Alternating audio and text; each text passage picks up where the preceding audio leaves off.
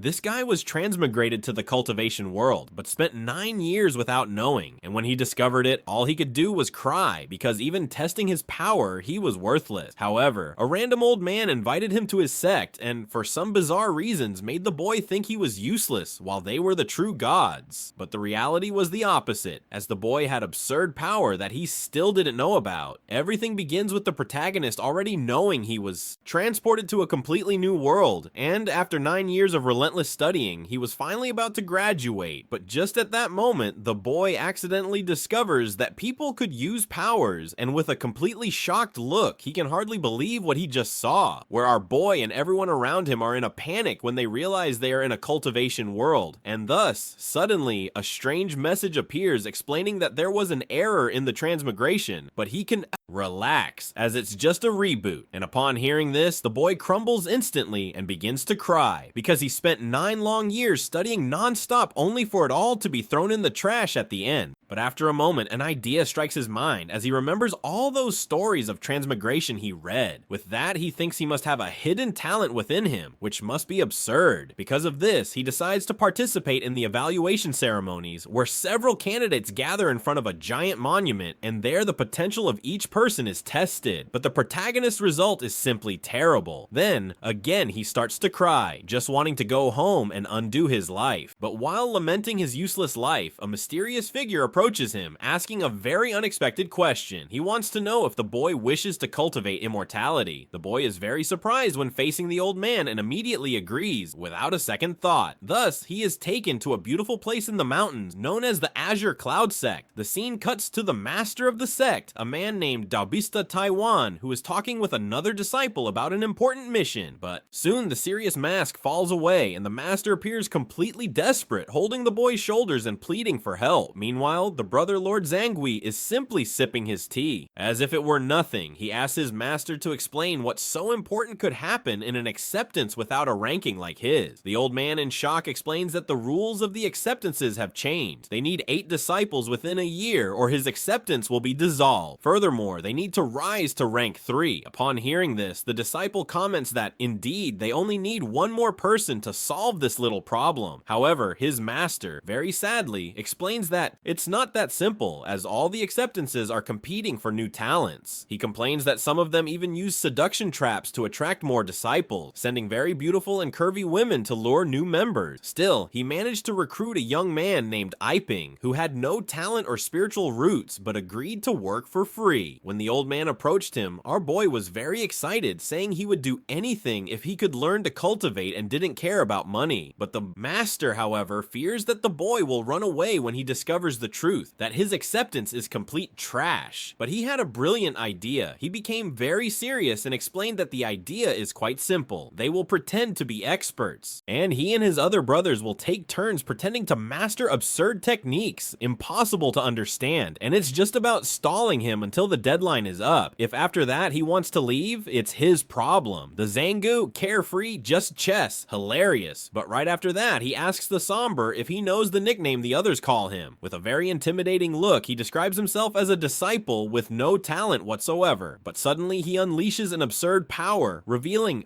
that he is actually extremely strong and told his master that he is the king of ostentation. He starts bragging, saying that when it comes to acting, he is the best in the region. He strikes a dramatic pose, completely convinced, while his master wonders where such pride comes from. But the old man says it's fine. He just needs him to keep the rookie in the sect for a whole year and everything will go back to normal. But to the master's surprise, the older disciple refuses, explaining that tricking a boy for just a year is a very small goal for him, especially for someone of his acting level. With his chest puffed out, he promises to make the protagonist want to stay in his sect until the next life. Thus, his master is quite impressed and praises him for all his confidence and talent in acting, while the Zhang, self-assured, is very arrogant. I swear I'm going to eat a whole sword if he fails this mission, because it only takes a little effort on his part for him to end up wishing to be reborn as a disciple of your sect in the next life. And so, a boy says goodbye to his master, stating that he will wait for him tonight at the back of the mountain to begin the mission. The master replies that it's alright then, and says he will take him there with his sword. But the Zangyu says it's not necessary, since after 3 days, even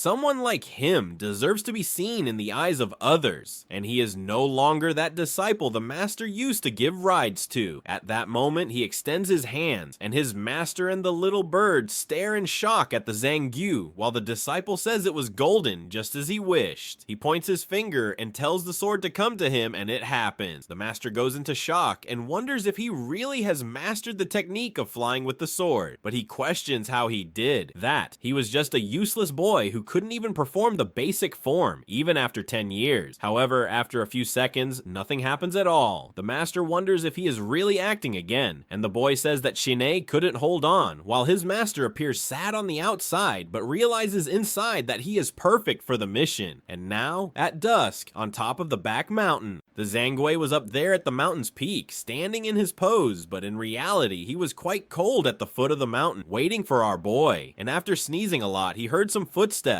and realized that our protagonist was approaching. He started to get ready in his battle stance, and after a few seconds, our boy finally arrived, still breathless, saying that this mountain was incredibly high. However, to his surprise, he soon noticed someone in front of him and was astonished at the scene. Right there, at the foot of the mountain, the cynical brother looked like a true master of cultivation. With his serious and mysterious demeanor, he stared at our boy, ready to begin his grand performance. The young Ping watched the Zangui high up on the cliff, completely mesmerized. But suddenly, the cynical brother returned with a lightning sword, appearing like a god in the sky. Totally shocked, Ping wondered if he was facing a true immortal of the sword. But soon, that strange feeling began to bother him, as he questioned why someone so powerful would accept a useless person like him, even with such a strong disciple. And it was at that moment that another crazy idea crossed his mind, leaving the boy utterly fascinated with the possibility of this being true, as he began to imagine that the cult was, in fact, a secret group of incredibly powerful masters disguised as failures. Just thinking about it left him extremely baffled, believing that anyone there could make him absurdly strong. Then he remembered earlier, when he entered the cult, recalling how the place seemed to be falling apart, very old, abandoned, and nearly crumbling. At that moment, he didn't pay much attention, but now he realized that the scenery down there was extremely decaying. Yet even so, something caught his attention. Even in ruins, the place appeared impeccably clean, and that made him reflect. Because of this, he soon concluded that all of it was a disguise to hide the true power of his cult. Then he, very fascinated by this opportunity, declared that not even 3 million mortals would compare to his brother Lord. Upon hearing this, the shaman was quite convinced, with a satisfied smirk, but he didn't like the boy's style and decided to take him under his protection. And, well, complimenting him, he resolved to return the favor with a small demonstration of power. So, he told the impious that he would give him a great opportunity to improve his skills. He then unleashed a powerful burst of energy toward the protagonist, sending Epping flying backward with the force of the blow. And this, the Zange explained that this breeze is actually a secret art of good fortune that can greatly enhance one's talent in cultivation. Epping was in shock, thinking that no common disciple would possess such a powerful technique. He was very happy about this and bowed to his brother, Master, in gratitude. However, he was hiding the pain in his arm, but inside he was laughing heartily, knowing that this was nothing more than an ordinary wind without any power. Moreover, shortly after, he sat down and began to say that before teaching him about the sword, he would ask a question. Our boy was quite excited, as in all stories, the master always asked the disciple first. With an air of superiority, Brother Saniel asked the young man what he thought was the pinnacle of swordsmanship. Inside, he began to mock him, determined to assert that any answer would be wrong. But Epping took this question very seriously, as he found it perfect for the moment, believing that before him stood a true sage. Thus the boy began to reflect deeply, trying to formulate a perfect answer. And after thinking for more than a whole hour, the brother Lord began to get irritated by it, but he seemed frozen in place. However, internally, he was grumbling that he was very cold. Finally, the protagonist replied, saying that he thought the pinnacle of the sword was when one used the only blade of grass capable of cutting the sun, the moon, and the stars. Upon hearing this, Changui was left completely speechless, as the answer was so exaggerated and poetic that he froze, imagining the power of a simple blade of grass capable of cutting through the skies and the stars. Not even he could have come up with such an impressive phrase. Then this Viping shyly asked if the answer was correct or too offensive, but inside, Zangu loved it so much, deciding it was a good phrase that he would use in the future, pretending it was his idea. Thus, in his master pose, he said that the disciple was aiming too high and that, for now, he should think about his stability. So to help him, he drew his sword and said he would do something for him. With a swift motion, he drew a sword mark on the ground and told Pablo to study that line, for within that sword mark lay the strongest sword intent in the world. And as he left, he promised that he would return in 7 days. And seeing that mark, Ping felt very happy, thinking that now he is completely convinced that he had truly entered a hidden sect of real masters. Shang descends the mountains very happily, but soon someone stops him, calling him Brother Lord. And this girl sitting on the rock asks Shang what he thinks of the talent of the new junior brother. Now she turns to him, revealing her ample figure while waiting for the genius brother's answer. But he scolds her for spying on him, only for her to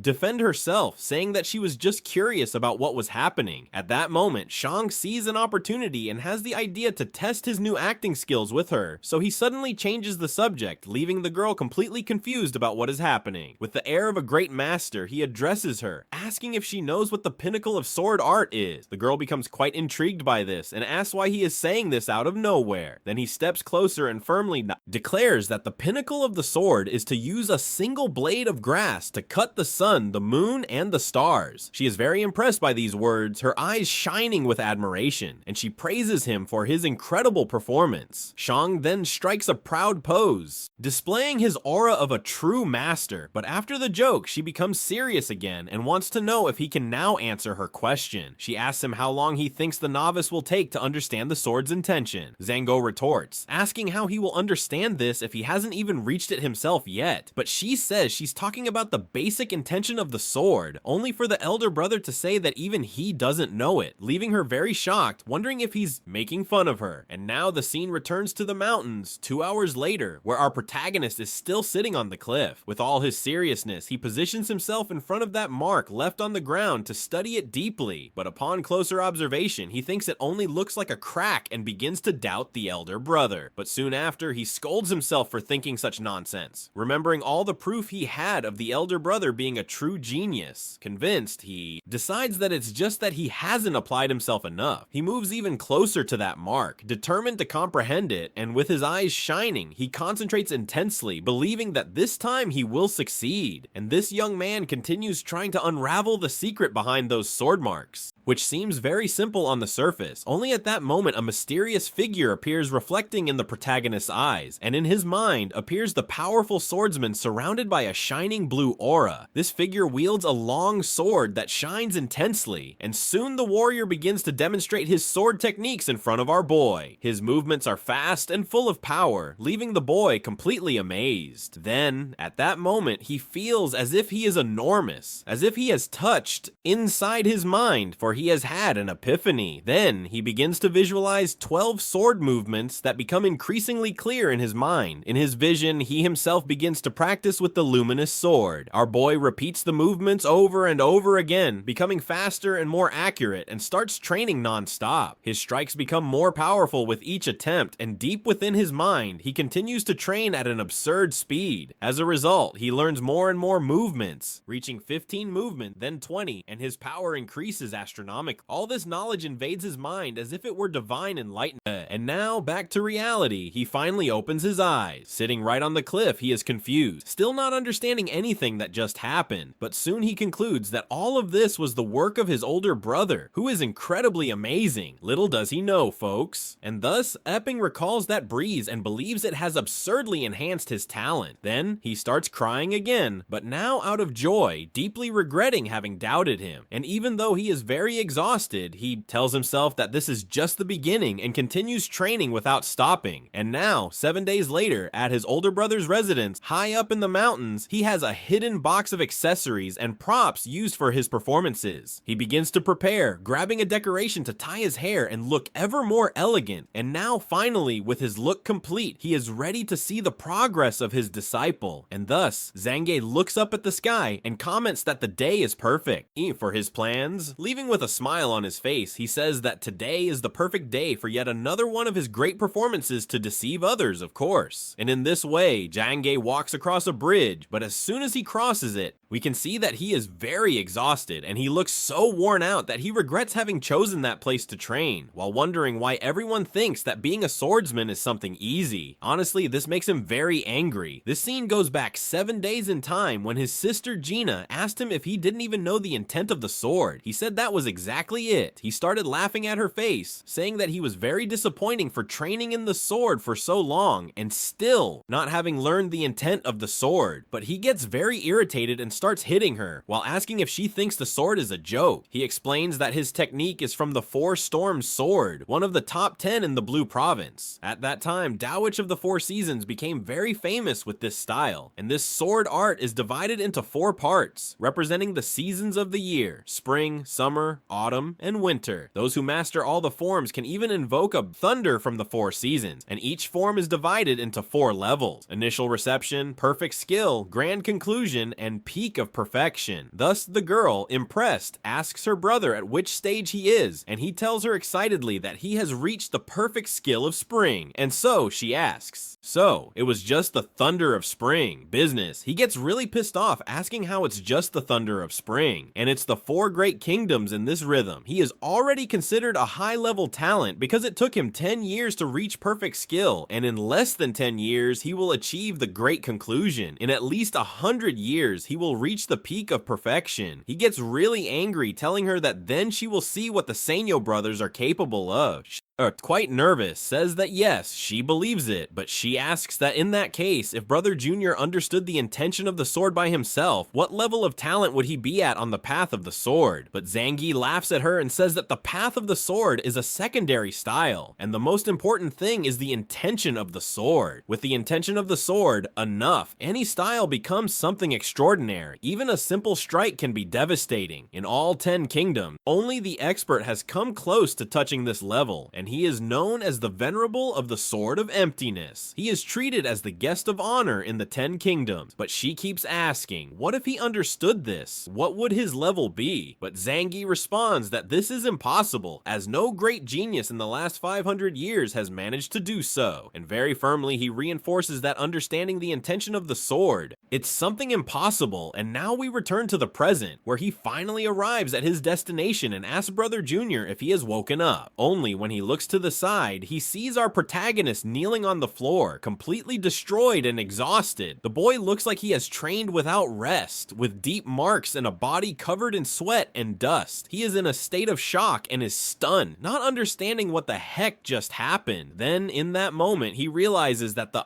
boy took the story he made up too seriously, which he had only told to motivate him. So, at that moment, he feels a pang of guilt, thinking he's starting to come off as the villain of the story. But even so, he decides that, for the sake of acceptance, he will maintain this charade until the end of the year and then make it up to the boy. And this William Ping notices the presence of Brother Sir and greets him with a smile. Brother Sir asks how his training is going and asks him to show the amulet. Our boy responds that he has finally succeeded and thanks him for this opportunity, while the other can scarcely believe what he has just said. Very shocked, Zange asks him to repeat what he just said, while our boy confirms, stating that counting this morning, he has managed to master 400 moves. In light of this absurd claim, Zangui remains silent, a look of pure astonishment on his face, but then suddenly he bursts into uncontrollable laughter, thinking that the boy is trying to deceive him since he only left a simple sword mark on the ground. Confused by his reaction, Epping asks why he is laughing like that, but in his mind, he thinks that for a true master, 400 movements should be nothing, as he believes that with talent and dedication, he should have learned 1,000 movements in a single day. So, with this thought, he begins to cry, lamenting his own weakness for not having learned more. Poor thing, right folks? But the senior brother tries to console him, saying that he doesn't need to lie, as it's normal to fail when attempting to master that technique, but the boy insists that he is not lying, which greatly annoys Zangwei, who tells him to stop showing off right now. Quite quite sad, our protagonist thinks that he must consider himself unworthy of learning so many movements. Then, with determination, he says that even without talent, he can still learn. After all, 400 movements is still something, and Zangief, very furious upon hearing this, thinks that the boy is underestimating the way of the sword and begins to remember his own suffering and the ridicule he faced during his slow and difficult training. Determined to teach the boy a lesson, he challenges him to show what he has learned, and the Weakling only accepts while his brother, the Lord, thinks that this stubborn one will finally taste the flavor of reality. Thus, the Weakling begins his demonstration and his eyes start to shine. Surrounded by thunder, he starts executing several incredible moves at an incredibly fast speed. While it is said that the style the Weakling displayed was incredibly swift, like a cloud bursting and something racing. In the blink of an eye, he had already reached the 36th movement. While Zango watched all those movements, he stood there, just staring, saying nothing, with a landscape-like gaze, as if that were something ordinary. However, upon seeing his face up close, he was completely horrified by it, not believing what he saw before his eyes. It is mentioned that Weakling's sword techniques grew increasingly faster and more intense, and even upon reaching the 36th move, he showed no sign of stopping until he reached the 108th movement, when, at the same time, a thunderclap erupted out of nowhere in the sky. Upon seeing that thunder, Zango was utterly stunned, for the scene before him was one of countless roots gathering to form a thunder dragon. He knew this all too well, having seen it countless times in his dreams. This was the roar of a dragon, and paralyzed, the blood remained unresponsive, so shocked that he could barely breathe, as they asked if this was truly the roar of the real dragon, the sign that the sword style of the 4 seasons had reached its great conclusion. His greatest dream throughout all these years had been to master the Spring Thunder Sword up to the great conclusion, and hear the legendary roar of the dragon for the first time in his life, wondering if he could die without regrets. But seeing this before him, he could only think that it might be impossible. Yet the surprises did not stop there, for just 5 breaths later, a new dragon roar echoed. A thunder dragon formed entirely of green lightning symbolized the great conclusion of the Summer Thunder Sword, and even before it disappeared, the Autumn Thunder emerged right after, and almost simultaneously, dragon the fusion. Yeah, this had never happened yet diminished style, and on the contrary came even fast, until, in the end, his movement became just a blur, and the most powerful of the dark styles of the Sword of the 4 Seasons, the Winter Thunder Sword, also reached its grand conclusion, but it had a completely different feeling from the 3 previous ones, and seeing that, the Zangief felt as if the harsh winter had fallen and all life had extinguished, and the Weakling only stopped at movement 432, and this is the demonstration of 7 days of what he learned, which officially came to an end with the Zangief sweating cold witnessing that scene. Yet still standing in front of him, the Weakling did not move, for he thought there was something wrong with his movements. Perhaps he was relying too much just on the sword, and he begins to murmur that the formless gift gives rise to all things with form, and nothing is existence itself. He says he thinks he understands now, and asks his brother, Lord, what did he really want to teach you? While Shangoe, still silent, does not comprehend what he is saying and just observes intently, and the Weakling becomes quite serious and states that he will try again, and says that the sword of the ordinary man cuts throats and pierces organs, but that is nothing more than a cheap fight. But the sword of the Son of the Heavens is governed by the 5 elements and imposes through yin, yang, and the middle of his hand. A shining sword appears. He drives it into the foot of the mountain, and again Zango is shocked, wondering if he is dreaming or something like that, as the boy has another epiphany out of nowhere. He begins to realize that if the Sword of Winter represents death and destruction, then the moment of this new movement is the complete opposite, full of life and rebirth. Only an instant has passed, but it feels like 10,000 years have gone by. Then, the vibrant energy begins to flow endlessly, on creating an immense tree of life that rises between the light and the thunder, right before the eyes of brother Chano Zangief. He, standing there, looks at the formless sword right in front of him, feeling as though it is the world itself, as if a single movement could topple entire armies. The Zangief and the good, surprised, wonder if their eyes are really seeing. Suddenly he panics again, screaming in shock as he realizes that what was before him was nothing less than the intention of the sword. Meanwhile, the Lord was releasing, and our boy simply dissipated all that golden energy with a simple command. But Weakling seems a bit disappointed and says he can no longer feel that power, lamenting that he has such terrible talent as he is unable to hold the energy for so long. And upon hearing Hearing the words terrible talent, Shangri freezes, completely shaken as he recalls the moment from his childhood when he first had the chance to see the sword sovereign. That was what inspired him to follow this path, but now he believes that the young man before him has just awakened the infinite intent of the sword, becoming the greatest genius of this country. Yet our Proton was even apologizing, saying he knows that his movements are still quite mediocre. Seeing this, the brother, the master, falls into despair, thinking that he himself doesn't even come close to the boy's level, but he has to keep up appearances for now. So making a great effort to maintain some composure, he agrees, saying that indeed the disciples' movements were quite ordinary, but in his mind he wonders, how can they be ordinary? If that's ordinary, then what is he? A piece of trash. And even with 1,000 thoughts swirling in his mind, the master maintains a serious and calm expression, but suddenly he notices something shining on the rock and asks what it is. Our hero hands him a notebook explaining that these are the records of his training, and this is a zangui. He asks to see it, and with a very focused expression, he begins to leaf through the notebook page by page. And inside it, there were words written with deep reflections on the sword movements that our boy had learned. Just by reading those words, it was like looking at the starry sky for the first time. Each term was simple, yet together they formed complex concepts, like the vast galaxy. Shocked by this, Shange asks if it was the boy who wrote that. Yapping replies that yes, his guess is correct. However, inside, Shange is completely desperate, not understanding anything he is reading, and wondering how the boy managed to grasp all of that from nothing. He reflects on his own 10 years of training, during which he barely scratched the surface of a technique that the boy mastered in 7 days. To make matters worse, he reached the infinite intention of the sword, which makes him feel like a total failure. Trying to regain his composure, he tells the disciple to keep training, promising that he would return in a few days. But seeing his expression, our prodigy believes that he considers him talentless and that he might kick him out of the camp. He becomes very desperate about this, saying that it cannot happen as he has finally found someone who accepted him.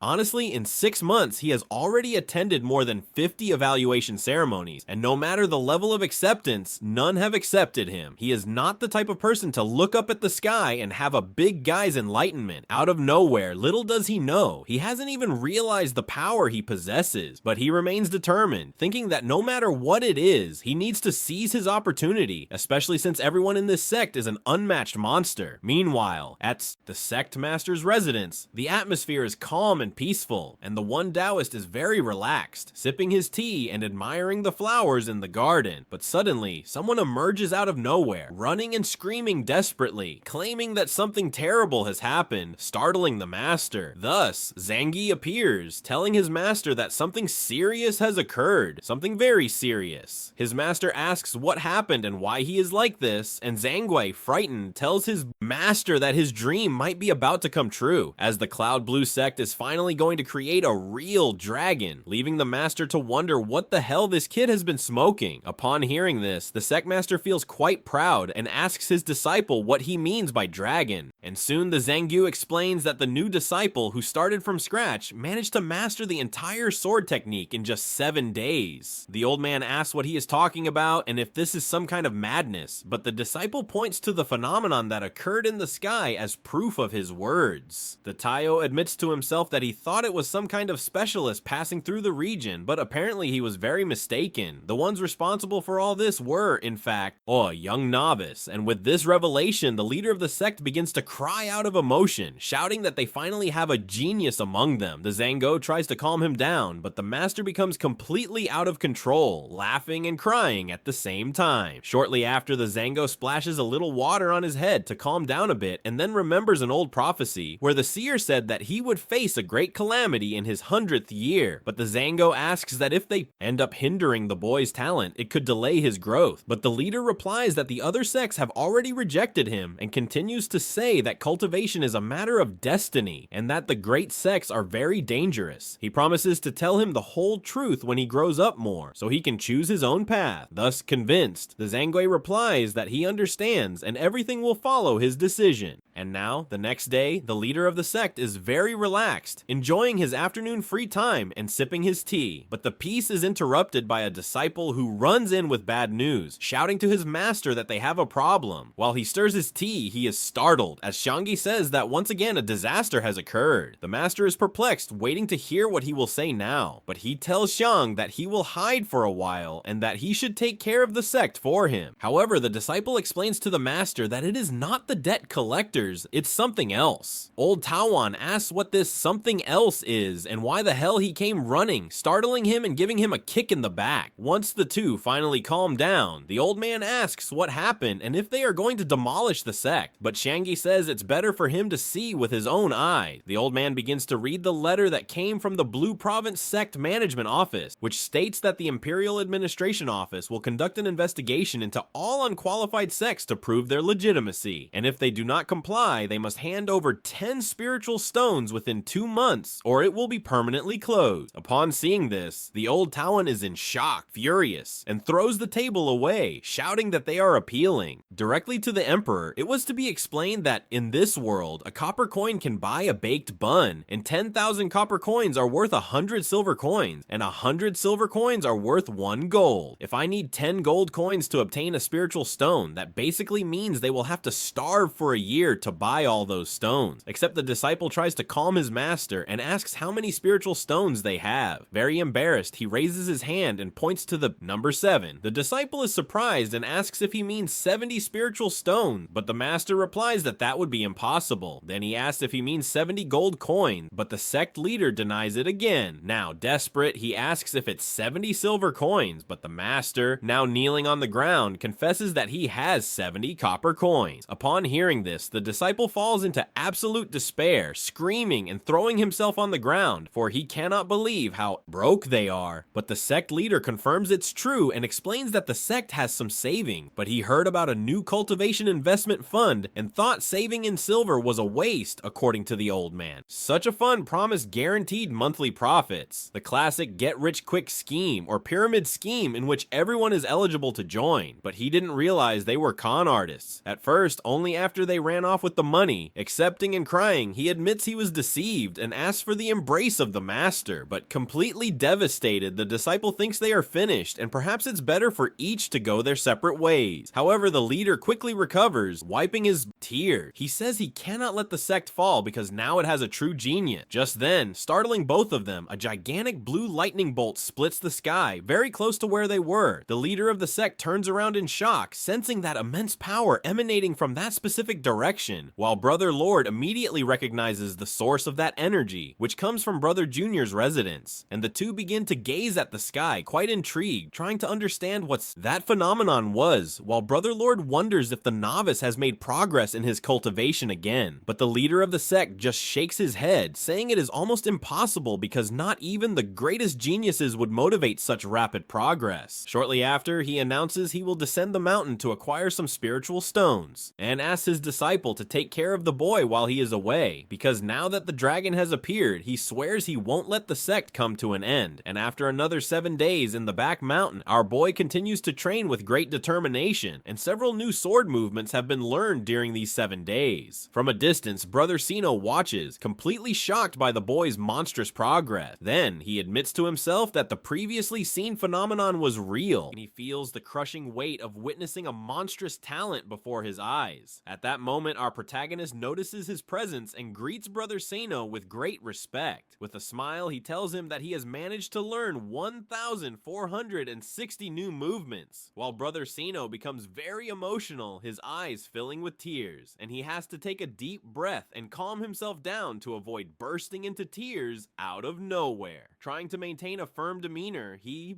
explains that mastering the movements is just the beginning of the path of the sword, and that there is much more ahead. But inside, he knows he needs to exaggerate his words, otherwise his facade will be uncovered. With a very curious look, our protagonist asks what cultivation realm Brother Sino is in. Upon hearing this, noticing his curiosity, he strikes that imposing pose, feeling as if he holds the world's utmost seriousness. Seeing that he is at the first level of the Supreme Sword Path, with his eyes shining with admiration, our boy refers to him as a hidden master, and is completely impressed by him. The Lord's Echo continues with his lie, explaining that this level is already ranked number 1 among the 10 nations, leaving the whipping dumbfounded, believing that his brother is the most powerful of all. This only makes him more excited, claiming that his brother, the Lord, must have already become a dragon. He never imagined meeting someone like that in his life, while promising to train for the wedding. However, little Jingu feels a pang in his chest at such sincerity. Meanwhile, our boy observes the beautiful sunset and begins to reflect on how much his life has changed so afar. But just behind him, the Lord stares at him while listening to our boy reciting a poem he invented. Now, quite surprised, he says that the master told him he was a scholar before. Yepping replies that it's more or less true, but he never passed the imperial exams. He just really liked to read and paint. Xiang, surprised, then asks why he doesn't do a painting for him. But inside, he thinks that when little Yepping sees someone important,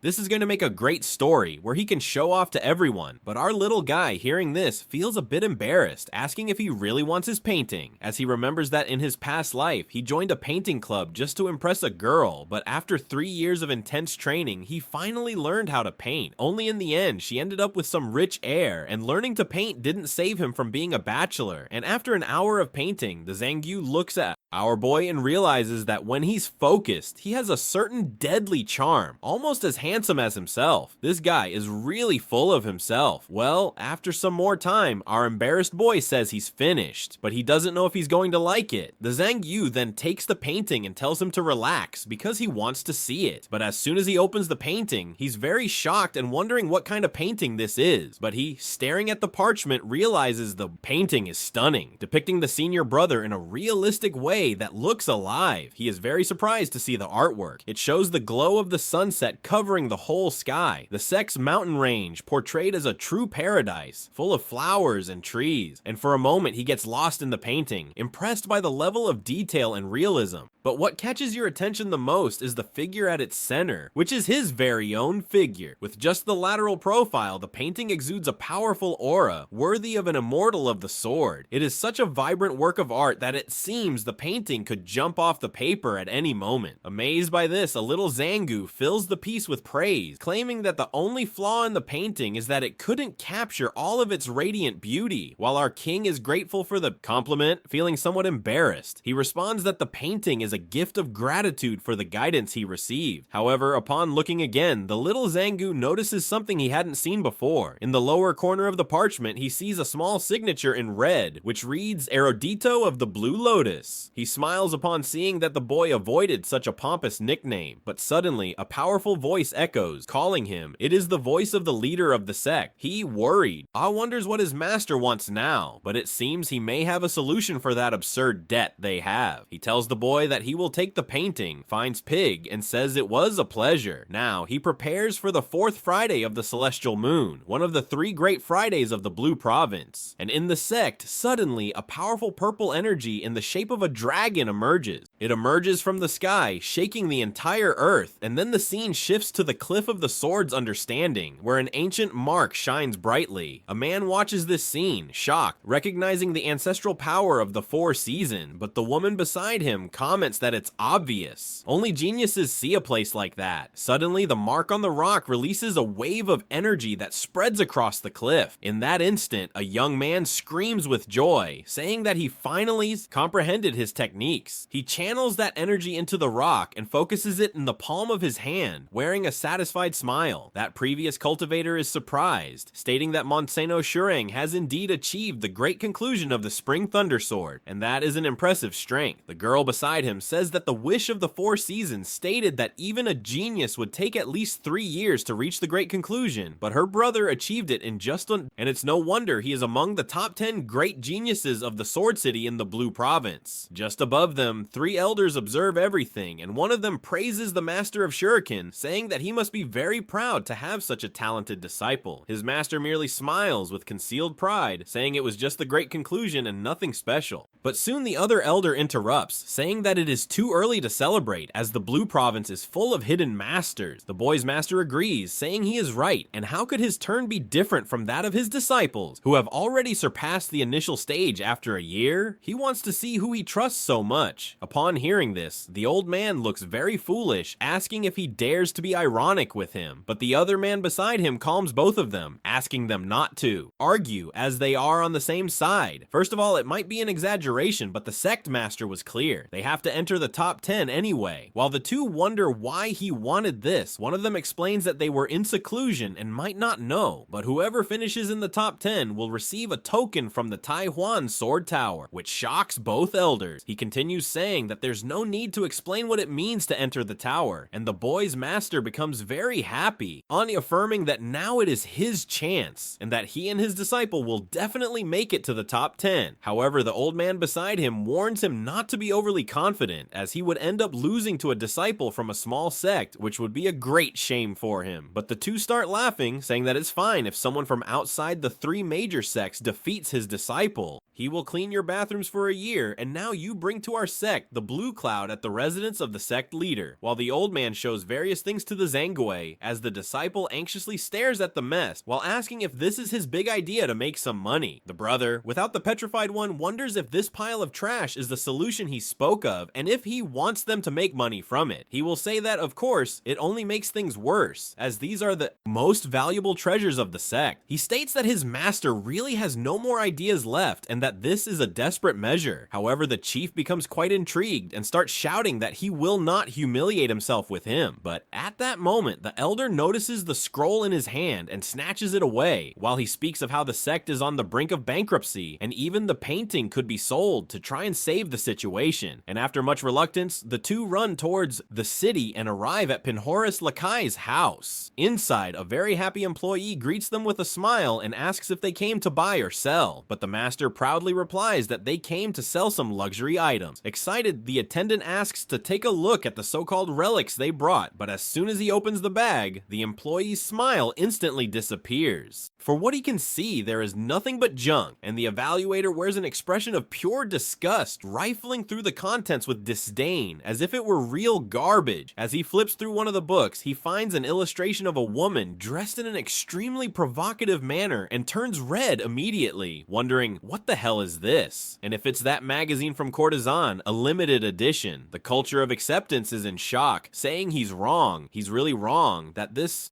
isn't true, and that he isn't seeing that, it's something personal. That's when Zango, feeling very embarrassed, asks his master to pay attention to this. Then the old man says, yes, of course, of course. But back to the conversation, he says that for everything there, he will give a friendly price and asks, how about 10 gold coins? The attendant is taken aback, questioning, what do you mean 10 gold coins for all this junk? This leaves the leader of the cult completely indignant, so he tries to negotiate, claiming that these items are worth a lot, but the employee seems to care less about anything he says since they are low quality items. The gentleman tries to lower the price again to 8 coins, but the attendant says no. Then desperate, the old man offers 5 gold coins, saying that's the final price, while Zango in the corner feels very embarrassed watching this scene, but the attendant is not convinced. He asks if he can take a look at the painting, and the boy replies that yes, he can feel free. As soon as he picks up the scroll, he recognizes it as Chunhan rice paper and comments that the two of them are going overboard, because just by looking at the paper they have, it's obvious they are wealthy. However, the accent maestro is surprised, wondering if this paper is expensive, and the appraiser confirms that it is Chuya rice paper, which is worth more than 10 gold coins just by itself. But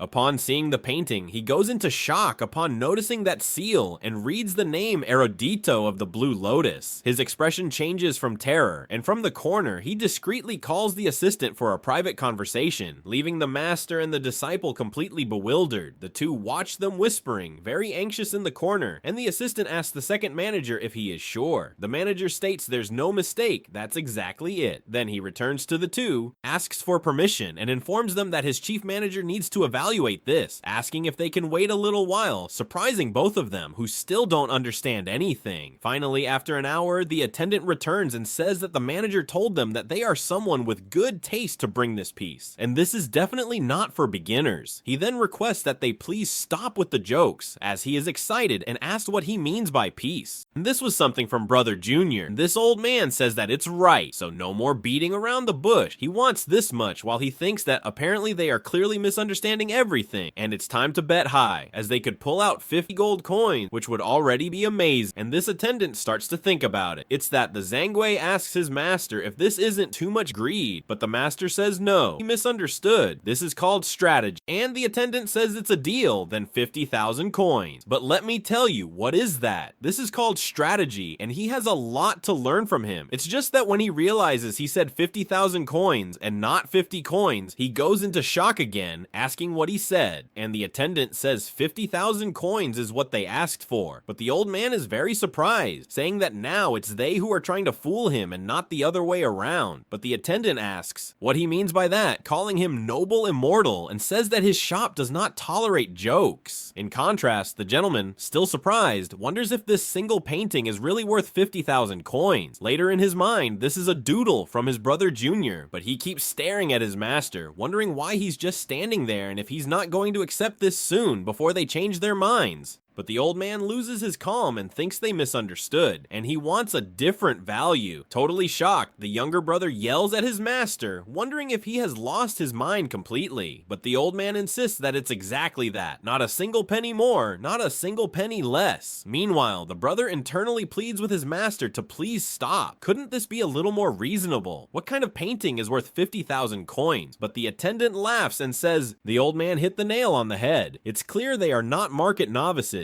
and it seems today he won't be getting a bargain, so in that case he will stop dragging it out. 50,000 coins is a fortune, but for the work of the scholar of the Blue Lotus, perhaps it's not so absurd after all, surprising both of them as they wonder how 50,000 isn't ridiculous. Meanwhile, the old man is in shock again, saying he just threw out a number to try to lower the value because he doesn't even know why this painting is worth so much. But he tries to calm himself a bit as he needs to keep a level head now. Convincingly, he says that yes, this should have been done from the beginning. To be honest, he has been to a store before and is not the only one who recognizes the work of the scholar of the Blue Lotus. The attendant replies that yes, his name has become a legend in his field, and even though it is recent, he is already called the greatest genius of the Jin Kingdom. His calligraphy is not only impeccable, but sublime, and his talent for painting is out of this world. Women across the kingdom are charmed by his poems and dream about his face all day long, and who knows when they will be mentioned, trying to act all big that they stooped low enough to attempt to imitate or understand his works. His style is so unique that it transcends his time, and he ended up initiating a true artistic renaissance. But it was a pity that when they realized his talent, he had already vanished without a trace, and the world never had the privilege of knowing his true face. Since ancient times, scholars have always sought fame, and who is not referenced by everyone, but the hero of the Blue Lotus is different, for he did not seek fame and disappeared without looking back. The two idiots wonder if he is really talking about their foolish disciple, and the old man says that's right, it's exactly what they told him. The attendant begins to say that they must know that in fact this painting has a serious flaw, as it is a portrait quite different from the landscapes he usually creates. And Zango is surprised, wondering if it really is him. He thinks that his beauty is incomparable to everyone else's, which is why its value has increased, but his master becomes very angry with him, asking if he still has the courage to laugh in a moment like this, and at what he just saw, the price has dropped absurdly, and the attendant gets very irritated, saying that at least tens of thousands of gold coins have been thrown away, and it's an absurd waste. The master gets even angrier hearing this, and tells his dear disciple that he feels like devouring someone alive right now, only to return to pretending to be calm, and says he has said too much and wants the price right away.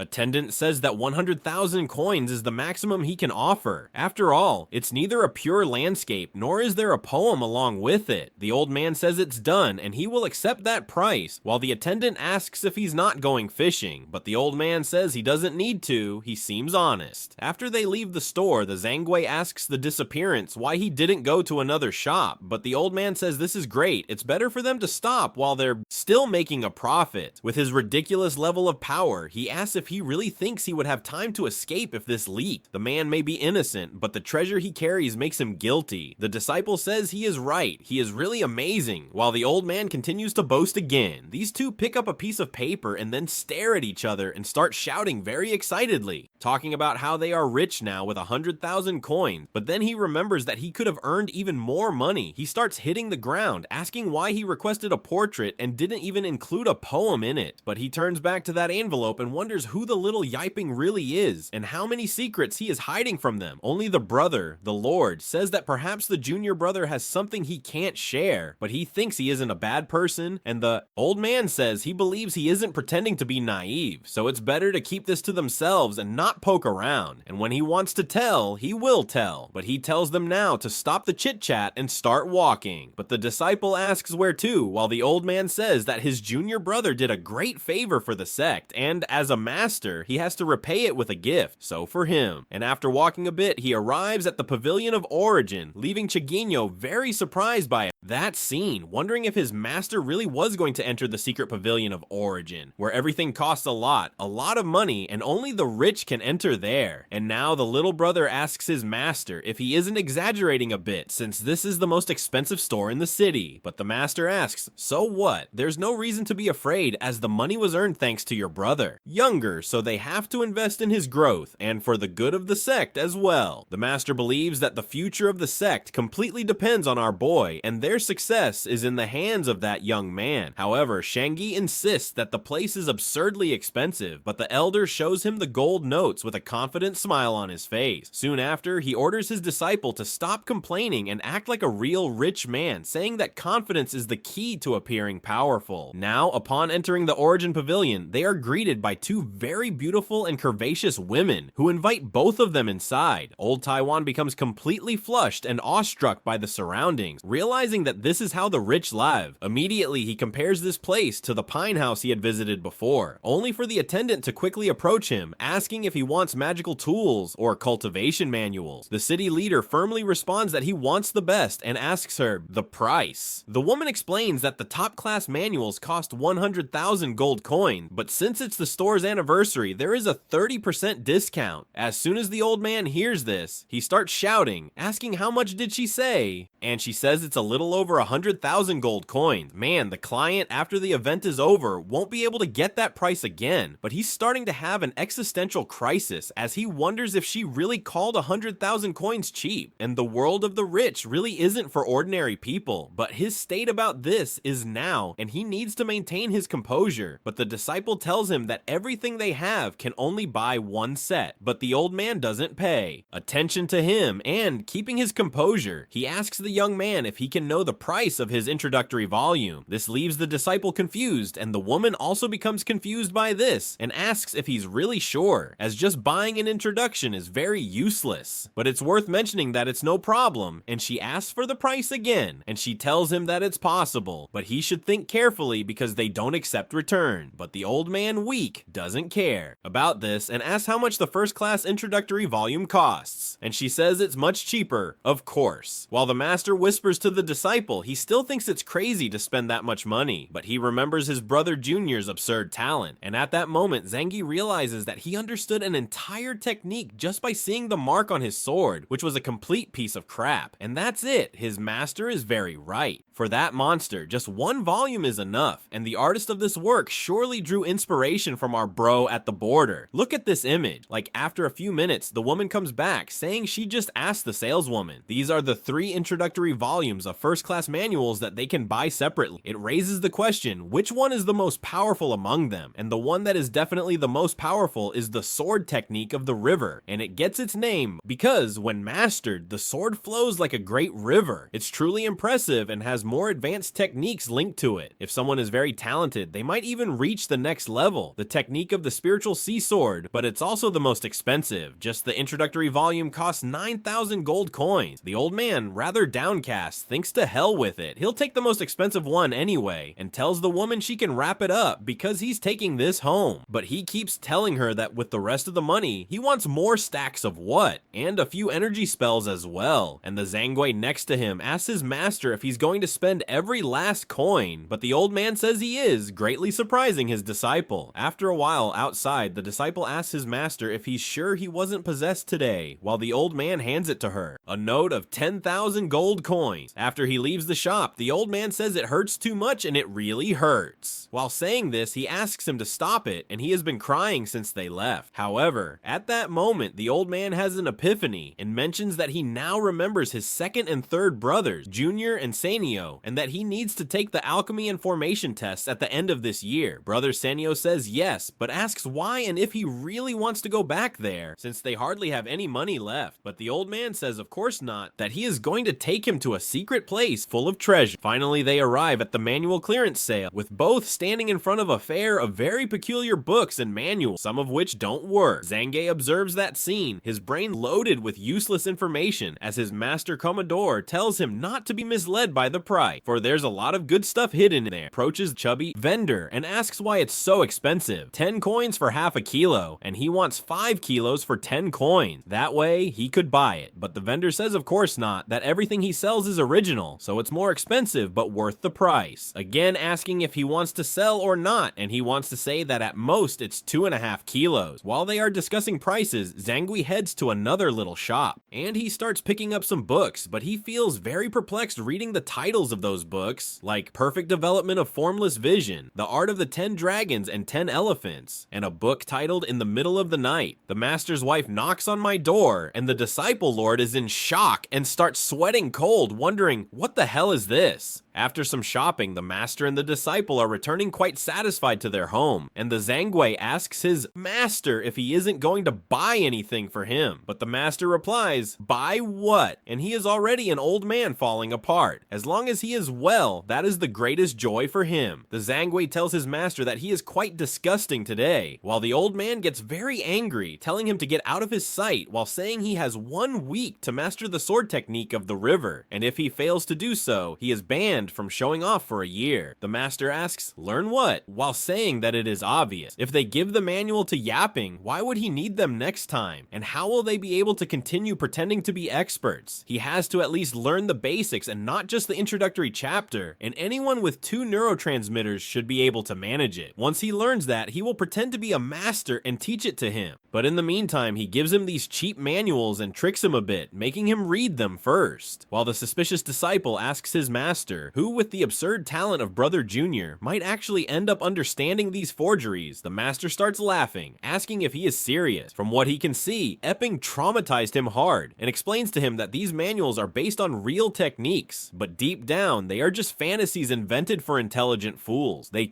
are not secret manuals nor real cultivation techniques, and the difference lies between a made-up story and a historical record. So he asks his disciple if he truly thinks these books have any serious technique, and that only serves to elevate someone like Epping. But Shane, still confused, then asks his master why he would buy them for the 2nd and 3rd brother Junior to learn from. The master simply says he was joking, and that in reality he just wants to fill the shelf of the writer's pavilion. He'll figure something out for those two later. Just thinking about it is already so funny, imagining someone learning something from a worthless street vendor, and if anyone manages to understand any crap from it, he'll personally eat all those books. But at that moment, Zangu changed the subject and asked Sombra what if they try to trick Brother Junior again to get another painting, and if they manage to resolve the issue with the techniques of the other 2 brothers, Junior and the Master. The Master just sighs, saying he had already thought about it, but he deceived once for the sake of the sect, and if he does it again, he will end up forgetting his principles, treating him and Pig like the golden goose. But on the other hand, his one painting is worth more than a century of effort from his sect, which needs resources for everything. He really hates this kind of moral dilemma, so he tells Shang Yuk that in the next 2 months he has to teach him the sword path properly, as he is considering sending him to the Blue Province Sword Conference, which surprises the boy a lot, who asks if he really intends to do that. He gets very nervous, saying that Brother Junior may have an absurd talent for the sword, but he hasn't even started cultivating internal energy yet. He is strong on the outside, but empty on the inside, and at the Blue Province Sword Conference there are real fights, and he could even end up dead. It is said that in the past, Himon-so was lucky enough to participate in this conference once, where basically the most talented from the Blue Province participated, and he had only gone to fill a spot. But with his absurd luck, he passed through the selections and managed to enter the top 500 among all those monsters. However, old Taiwan interrupts him and says he doesn't understand, but then he explains. Still, he doesn't want him to mention this to his other brothers, so they won't know. This must be because he recovered the money he lost in that scam, and that's all there is to it. The disciple agrees, and now, at the back mountain, our boy is training hard with various different sword movements. Zangi is there in the corner, watching everything, and very emotional emotional, he thinks that he just took a little break and already mastered the strength of the sword. He is truly an enviable boy. After waiting a few minutes, he interrupts Eeping in his training and asks how it's going and if he has been practicing sword all day. Our boy, quite happy, says yes, and that he advances day by day, so he hasn't even had a chance to get tired. While the little brother feels irritated. Thinking about that progress every day, the others ask if this guy is really human, but Epping asks him if there's a problem, and he says it's nothing much. He thought that if he was bored, he could find him another manual, so he could learn a few more things. And our boy is very happy, advancing towards him, saying that he is very, very bored, and he wants to see this new manual while the epilogue shines in his eyes, thinking that only with the mark of the sword he managed to learn a lot, and if he has the real manual, he'll ascend straight to the heavens. And this brother hands him a manual and says this is called the primordial art of the demon god, which leaves our boy in shock, wondering what kind of art that is, and if it's not a supreme technique, how can it be called the demon god? And he feels very happy, thinking that this is surely just a secluded belt with supreme techniques. And this Zangui tells him that this is a physical cultivation technique he found in ancient ruins, and its origin is still unknown. But since cultivators cannot focus only on the sword, physical and spiritual cultivation go hand in hand, and he has missed the ideal time for spiritual cultivation. On top of that, he has quite weak spiritual roots, so starting with the physical might be good for him. A strong body, along with his sword skills, that would place him on the same level as a spiritual cultivator. But inside, he feels very ashamed to say all this nonsense, because it's all a lie and he just made it all up now. But he maintains the facade and turns around, saying that he has nothing more to give him, so he should study properly while thinking that he needs to get out of there. For if he keeps talking, he will be unmasked. And when he learns the basics of the river sword technique, he will return to play the tough guy again, all according to his plan. And so, on the same day, at dusk, our boy, still training with swords, is thinking about the primordial art of the demon god. And just the name of this technique is absurdly insane. The technique of the four thunder swords doesn't even compare to this, and he really wants to start practicing it, but to learn, he has to be 100% focused because he can't do it halfway. So now it's time to hold back his anxiety and first stabilize his sword's power before thinking about it, for he cannot rush. After a few days in the residence of Zangay, he is completely desolated, still reading that book, and as he flips through the technique, he becomes more and more perplexed, realizing that so far he hasn't understood a damn thing. Throughout the day, our boy continued training various sword movements. After half a day of intense effort, he finally mastered the four techniques of the immortal thunder, and finally he stopped panting, saying that now, in the formation of the four-seasoned sword, he only needs to understand the intent of the thunder sword. I told him that understanding the intention of the sword wouldn't be easy, but fortunately, he is on the right path. The intention of the sword reflects the essence of sword technique, and without patience, it is impossible to capitalize on it. But he moves towards the rock and begins to examine the manual that Zangui gave him. Remember that he arrived a bit early, but at the perfect moment. He should have more patience. Impatience led him to misinterpret the intention of the sword, and as expected from his older twin brother, always one step ahead. Thus he opens the book and begins to read about the art of body refinement. From the ancient demon god, he starts reading a story within the book, which stated that he was the venerable Daomu Chuan, born before the creation of heaven and earth, having faced 360 million tribulations. The scene exhausted the union with the gift and became one with the universe. And this is the cultivation method that was discovered by chance by understanding the mysteries of heaven and earth. And everyone under heaven values only spiritual cultivation, ignoring the power of body cultivation, which they consider limited to lifting mountains. But true body cultivation can capture the sun and moon, seize the stars, and traverse the skies. And the pinnacle of body cultivation is to imitate the god. Demons, divine viscera, demonic body, and with divine blood organs of the gods. And the true body of a demon, you reach the peak, the body of the demon god. And our boy is in shock reading that, thinking that this is crazy, but he continues reading what is written, explaining that however, cultivating this method requires facing trials of unimaginable cruelty, and it is not something for ordinary people, only for those with unwavering strength, perseverance, and wisdom. One can master this technique, but he thinks it's a joke. Cultivation does not involve suffering, and the title of King of the Voracious Electors that he earned in his past life was not for nothing. He wants to see what this manual says, and in the first part of it, it is written Heaven's Diagram with a very strange pose. He remembers Zangui telling him that within this this art of refinement, there is an illustration, a body refinement diagram obtained by the great Da'usta through the compression of heaven and earth, which he must study carefully. But he starts sweating cold, imagining what kind of logic this is, and that pose is just too ridiculous. Who would have the courage to train such an embarrassing pose? But obviously our boy doesn't care about anything. He just wants to get stronger and poses there in the middle of the mountain, but with each passing moment, he becomes more embarrassed as he thinks that the senior brother wouldn't lie to him. He needs to have focus and concentration, then he will master this without a doubt. Meanwhile, in another location in the Jin Nation, in the Pavilion of the Scroll, an assistant opens the door and approaches the fairy, asking if she is ready as it is almost time to go. If the draft isn't sent, they will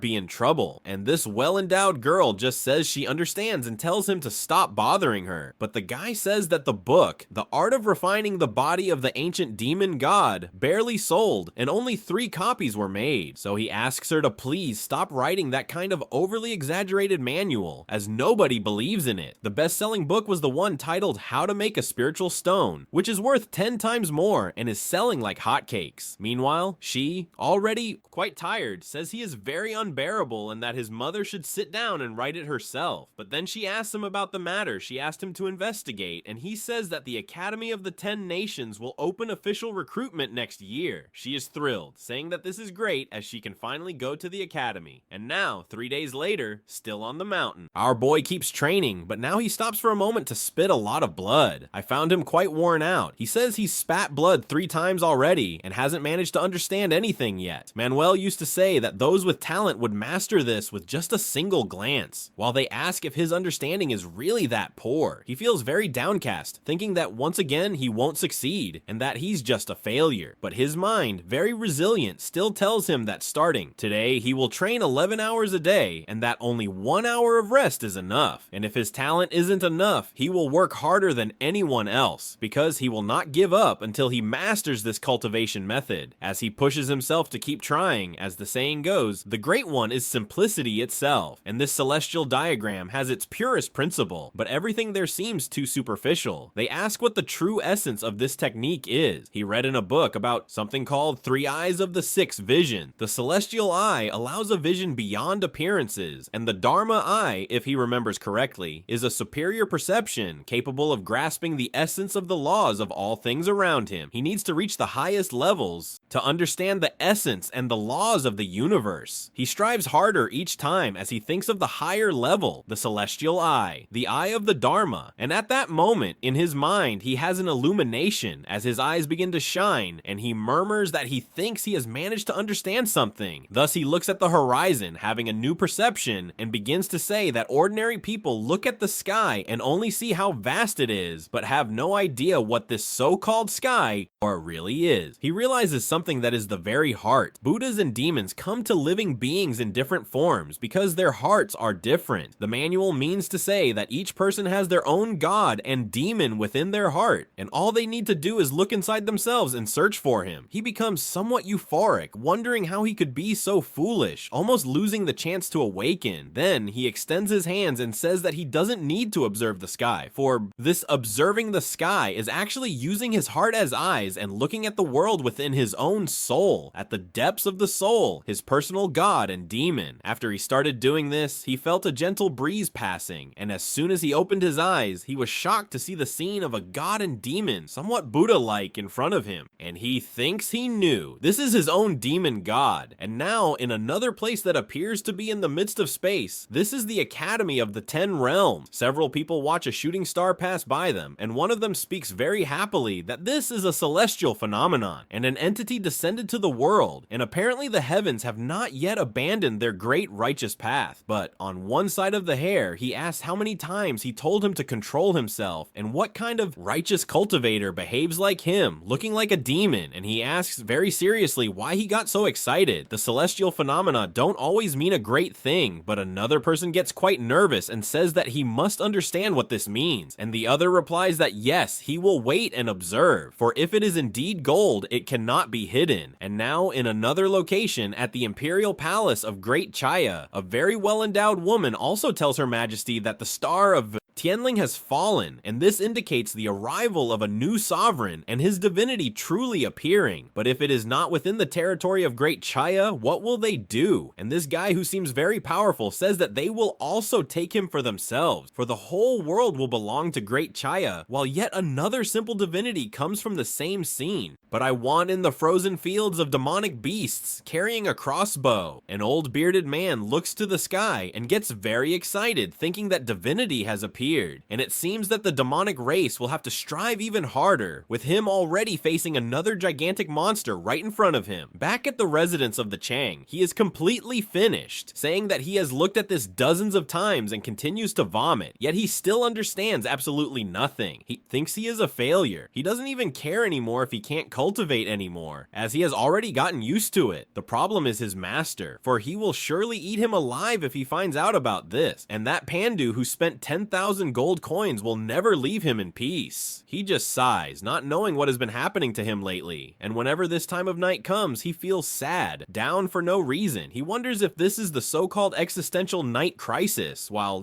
questioning if life makes sense. Looking on, he sees two people, that little girl from before, who wonders what has gotten into her older brother lately, as every day at this time he stares at the stars alone, and she asks the guy behind her what is on his mind. And this guy right behind her is her second brother, Mr. Shulakan, and he says it must be because the new disciple is too weak, but the brother lord has not a hint of patience. That's not right. He isn't like that. And he tells the girl that tomorrow he will give the new disciple some lessons and show brother lord what it truly means to be a real master. And finally, the scene returns to our boy, still facing the demon god within him, and the demon god stares back, but Epping keeps his eyes closed. And finally, when he opens his eyes, they are shining, and he says that then this is it. This is the body technique that only he can use. And thus we are told that Epping closed his eyes and considered for a few moments, but in his consciousness, it seemed that several hours had passed, and the figure of his demon god that appeared in his mind had a body as if molded by divine iron, unbreakable and firm in the midst of the universe, and its presence was so overwhelming that it could be faced directly. And with those all-knowing eyes, it turned to yapping, and a flow of information about the technique invaded his mind. And now, back in the present, our boy in cultivation finally opens his eyes. He stands up, looking at the horizon, while he thinks that the primordial art of the demon god, or of the heavens, is like a hammer and the earth as a furnace, absorbing everything to be reborn completely, and it is divided into 5 levels: lesser demon god, greater demon god, superior demon god, big demon god, and ancestral big god. What Yapping understood is the chapter of the lesser demon god, refining the body 81 times, the celestial hammer and the earthly furnace. When this happens, his body will be as strong as a true dragon, and the blood will flow like the sun. His essence, energy, and spirit will be complete, but this is a very risky process, as the body will break many times, and enduring this requires an absurd willpower. In the meantime, our boy is a bit worried, thinking that the stronger the technique, the greater the demand for resistance, and he understands this well. But now, to form the celestial hammer and the earthly furnace, he needs a lot of spiritual energy to connect with the world, but he has no spiritual energy in his body. As far as he knows, alchemical pills in the cultivation world can generate some internal energy, but every medicine has its side effects, and he hasn't even reached the refinement realm yet. He wonders if it will turn out bad, and if it would be better not to take the risk. But the brother master said that the second brother studies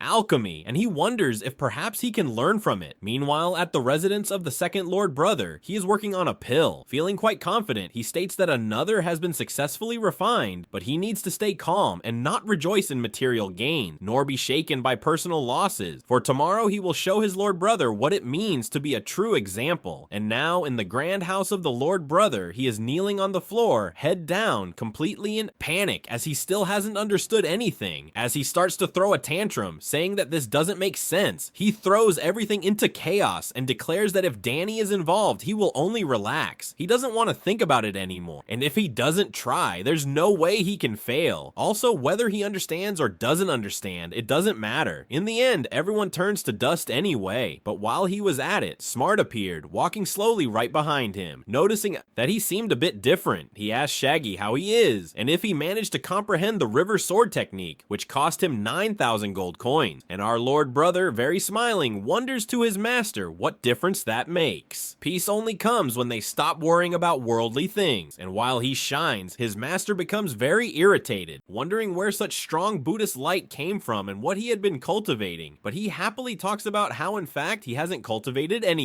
His disciple has already let go of everything, and the master asks if he had imagined this, but he called the disciple to go out because they are going to visit the Silent Forest Mountain, which shocks Zango greatly. The master says that a true life or death test might help him achieve a breakthrough. It will be good for him because he will go along, and Zango asks what he is talking about, since that mountain is the most dangerous area within the borders of the Blue Province, and as there isn't much spiritual energy there, it is filled with very strong demonic beasts. Even disciples from the top sects often die there. But Master Taiwan says that while he will take him to train, he will take the opportunity to hunt some demonic beasts to sell and earn money for the techniques and for his junior brothers, since he decided not to deceive Iping anymore to paint more pictures. And seeing Sylvestra's persistence, Zango begins to run, saying that he is not going to that mountain, not ever, and that this life is worth more than that. And now he wakes up in another place, one of the three great sects,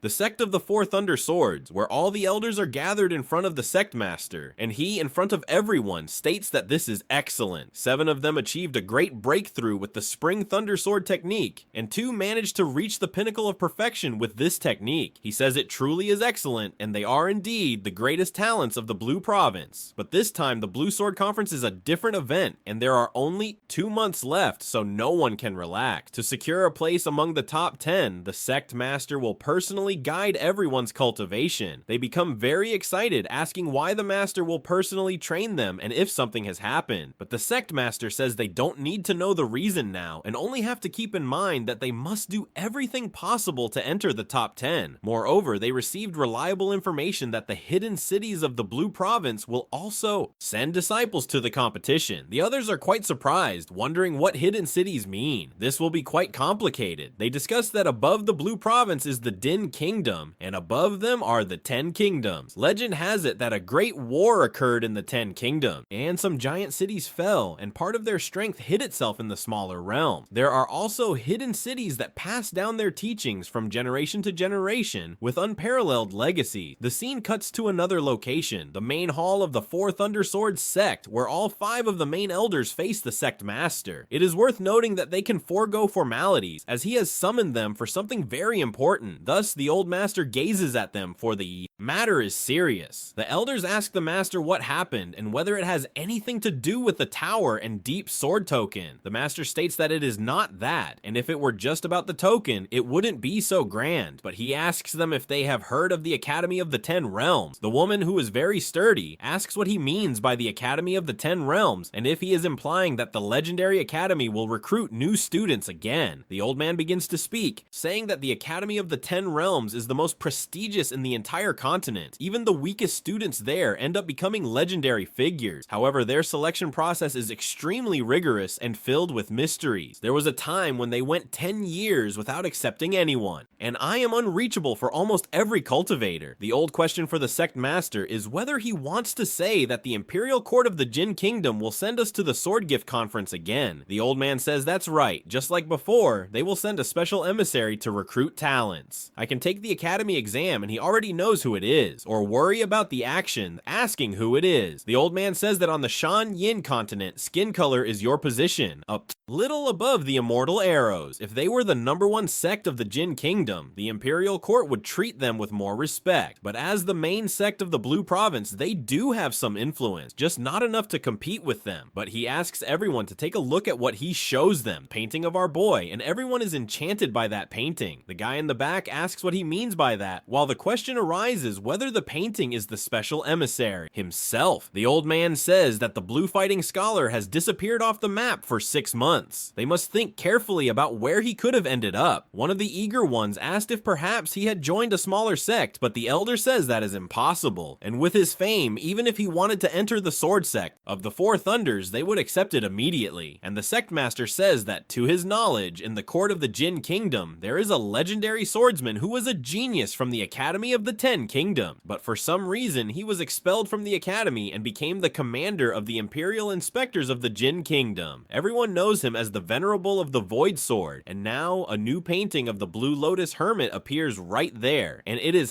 highly likely that he is in the Jin Kingdom. This deduction cannot be wrong. It is said that this commander is not only a formidable swordsman, but also incredibly handsome. Vitor wonders if there is anyone in the Jin Kingdom that they do not know. However, the elder tells his master that this is all still speculation, and he wants to know if there is any concrete proof. The old man is very pleased and says that of course there is. He levitates the painting and points to it, unleashing his power. That power resonates through all, surprising the elders, who wonder what the hell that is. He then asks if they think he is wrong. This painting carries the intent of the sword and has only two possibilities. The artist reached this level of understanding, which he does not think is true, since it is quite obvious that the hermit is not the cultivator. So only one possibility remains, that the one in the painting is the one who managed to condense the sword's intention and convey it on paper. So all the longings come alive, saying that truly someone like her master could draw conclusions like that without evidence. He is truly a genius. While the old man begins to boast, saying that of course naturally making that face is very much like Lord Frontier. Again, they are indeed inspired by his grimaces, but then the old man gets very serious and says there's one more thing. This commander doesn't care about wealth or women. What he likes is to travel and see the world. Sometimes he even sells national treasures he received from the king just to spend freely. And that scroll over there is something he obtained in the ancient city. The shopkeeper said that the one who sold it looked very much like the person in the portrait, and some elders comment that it's true. Some masters say that when he travels through the mountains, he takes a flying sword and hands it to any peasant just to exchange it for some fruits. So back there, ask your master what they should do to please the guy. But the master says it's not that. They can't try to suck up to him. On the contrary, they have to keep it a secret because someone of his caliber has already seen that any forced attempt will only push him away. And if they encounter him, they should ask something as if they were interested in learning from him, as this might earn his respect. The old man feels quite excited inside, thinking that he is indeed a genius, and surely he is a wise old man. And still on the same day, now at night, on Mount Erping, he comments that he still cannot cultivate the primordial art of the demon god, as it is too dangerous right now. And regarding using pills to speed up his spiritual cultivation, it's better to ask the senior brother first. However, at that moment, the second brother appears behind him and introduces himself as the second senior brother, Chulu Shen. Our boy thinks that this must be the second senior brother who studies pills and helps with healing and health. The senior brother and Loshin say that the older brother is very busy with other matters, so he requested for him to teach about pill refinement, which surprises our boy, who wonders if perhaps his brother thinks his talent is too weak, and that's why he'd asked for help. But the second brother said that the senior brother has a good heart, but it is the first time he is teaching someone and he doesn't need to worry about him. In cultivation, each has their own path, and perhaps he may not have talent for the sword, but he could have it in other areas. Our boy says that he understands and is not sad, but that he will work even harder on his sword skills to earn his brother's recognition. But at that moment, interrupting him, the second brother, sir, picks up a large cauldron, a golden cauldron, which already appears in the air. He finds and confidently speaks to Yepping, who comes in with small talk. They are about to start refining some pills, and our boy says yes, quite seriously.